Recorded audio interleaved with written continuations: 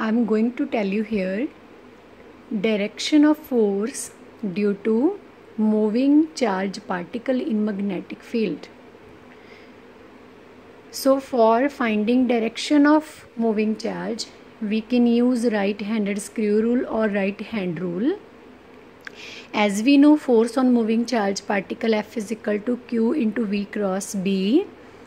And if V and B are in plane of paper, then according to right hand rule, for positive charge particle, if B is given in this direction, V is at an angle theta from magnetic field, both are in this plane.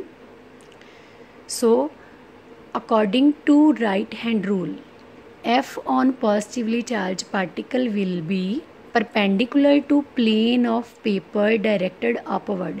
As this is the plane of the board, or you can suppose this is a plane of paper, then the direction of the magnetic field force will be upward, pointing upward in this way. As our board is 2-dimensional, that is why I have shown in figure like this.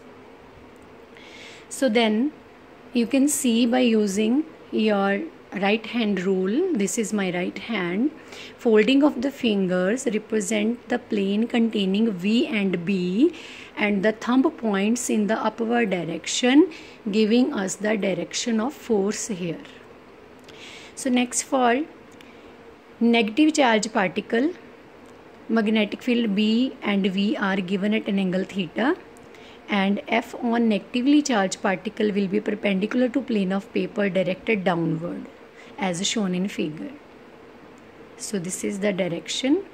Actually this is downward towards the plane of paper.